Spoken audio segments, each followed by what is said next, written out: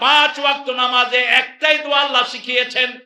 5 ওয়াক্ত নামাজের মূল বিষয়বস্তু হলো একটা, ইহদিনাস সিরাতাল মুস্তাকিম। তার আগে আল্লাহর প্রশংসা 6 ভাবে করি।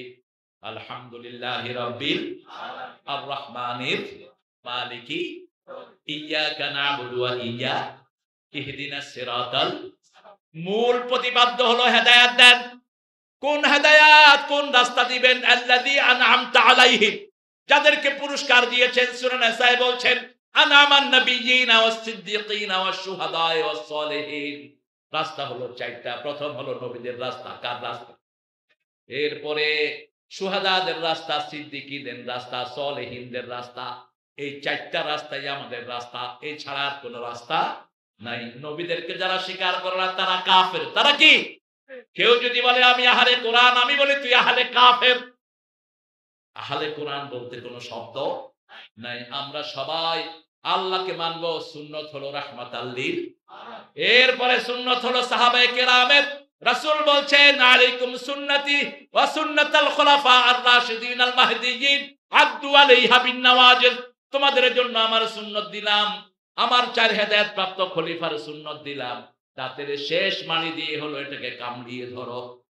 হেদায়েত পাওয়ার জন্য আল্লাহ বলছেন একসাথে হও, মুসলমান একসাথে হও। বিএনপি জামাত ঠেলাঠেলি করবে, এটা আমরা চাই না। ঠিক তবে ঠিক কেন হবে ঠেলাঠেলি? 5ই আগস্ট পর্যন্ত যেখানে বিএনপি রক্ত সেখানেই জামাতের রক্ত। যেখানে বিএনপি কে অ্যারেস্ট করা হয়েছে সেখানেই জামাতকে অ্যারেস্ট করা হয়েছে। ঠিক তবে ঠিক। এত মিলের ভিতরে কেন এখন কোন জিনিস ঢুকলো? আমরা যদি একসাথে না থাকি আবার ফ্যাসিস্ট আসবে, আবার খুনিরা আমাদের উপর আসবে। ঠিক তবে ঠিক। এই জন্য আল্লাহ বলছেন ওয়াতাসিমু বিহাবলিল্লাহি জামিআ ওয়া লা তাফাররাকু। আল্লাহর রশিটাকে মজবুত করে ধরো, ফেরকাবাজি করো না। কুনতুম আলা শাফা হুফরাতিন মিনান নার, তোমরা আগুনের দ্বার প্রান্তে দাঁড়িয়েছিলে। ফাআনকাযাকুম মিনহা, আল্লাহ বলছেন আমি সেখান থেকে তোমাদেরকে উদ্ধার করেছি। তোমাদের মুখে দিয়েছি লা ইলাহা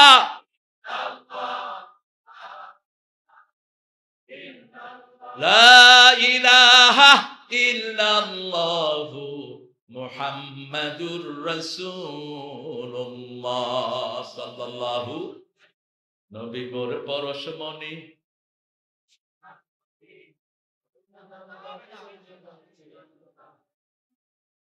জপতে হবে কার নাম? ফাযকুরুনি ওয়াশকুরুলি। নবী আলাইহিস সালাম নিজে কার নাম জপেছেন? আল্লাহর নাম বলতে হবে। নবী মোর পরশমণি, নবী মোর সোনার খনি।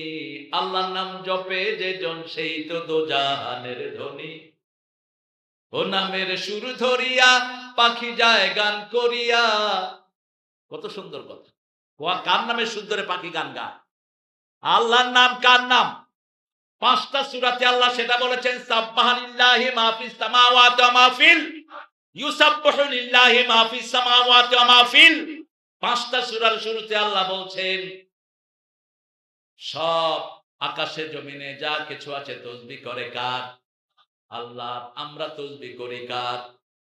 ও নামের সুর ধরিয়া পাখি যায় গান করিয়া। ও নামে মজনু হলো।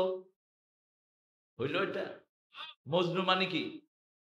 মজনু মানে পাগল। আল্লাহ বুঝি পাগল হইছে।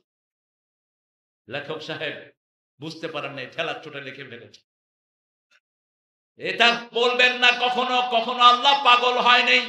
বরং রাসূলকে যখন পাগল বলেছে উত্তর দিয়েছেন কে? মক্কার লোকেরা বলল হাদা মাজনুন, এটা পাগল। আল্লাহ বললেন ওয়া মা সাহিবুকুম বিমাজনুন, তোমাদের সাথে কোনোদিন পাগল হতে পারে না। পাগলের এই চিহ্ন নয় যার চেহারা দেখলে চাঁদও দাঁড়িয়ে যায়, যার চেহারা দেখলে আকাশের তারাগুলো সেজদায় চলে যায়, গাছ সেজদা দেয়। ঠিক না ঠিক? এত সুন্দর চেহারার মানুষ কখনো পাগল হতে।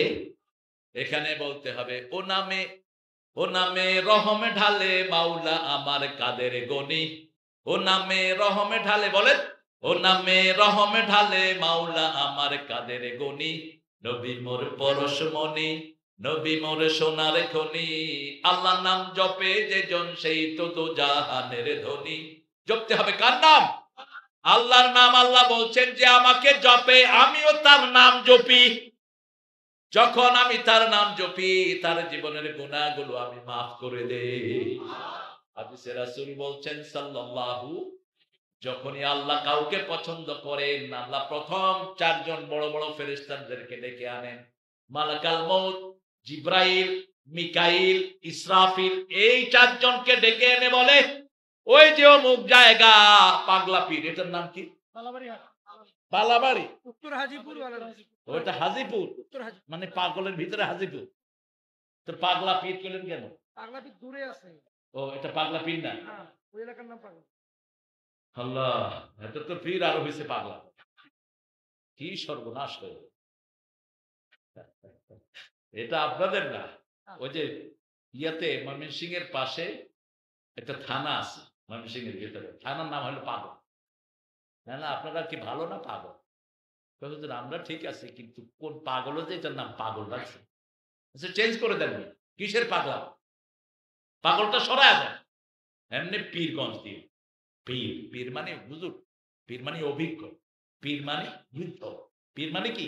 বৃদ্ধ, মুরব্বী, পায়ের থেকে পীর। আল্লাহ রাব্বুল আলামিন যদি এই এলাকার কাউকে পছন্দ করেন, যেমন রফিক হুজুরকে পছন্দ করলেন, সাথে সাথে বড় চারটা ফেরেশতাকে বলে দিবে। ওই চারটা ফেরেশতার আন্ডারে যত ফেরেশতা আছে সবাইকে এসে বলে দেয়, তারা সারা আকাশে এবং জমিনে আল্লাহ প্রিয় হিসাবে ওই লোকটার সুনাম হয়ে যায়। আল্লাহ আমাদেরকে আপনার প্রিয় হওয়ার তৌফিক দান করে। জিকির করলে প্রিয় হিসাবে কবুল করবেন কে? পিতা মাতার খেদমত করলে কবুল করবেন কে? মুরব্বীকে সম্মান করলে কবুল করবেন কে? এখন একটা আজীব সিনারিও হচ্ছে, মুরব্বীকে সম্মান করে না। হোক মুরব্বী হিন্দু, হোক রিকশাওয়ালা, you must show the honour, আপনি তাকে সম্মান দিন। রাসূল ভারসাম্যতা দিলেন, মাল্লাম ইয়ারহাম সগীরানা ওয়ালাম ইউক্কির কাবীরানা লাইসা মিন্না। যে নিজের ছোটদেরকে আর নিজের বড়দেরকে সম্মান করে না, ছোটদেরকে স্নেহ করে না, ও আমার উম্মত না, ওর সাথে আমার নবীর কোনো সম্পর্ক নাই। এখানে রাসূল বলেন নাই মুসলমানের কথা, যে কোনো মানুষকে সম্মান করতে হবে। কার কথা? দাড়ি পাকলেই তাকে সম্মান দান করেন কে?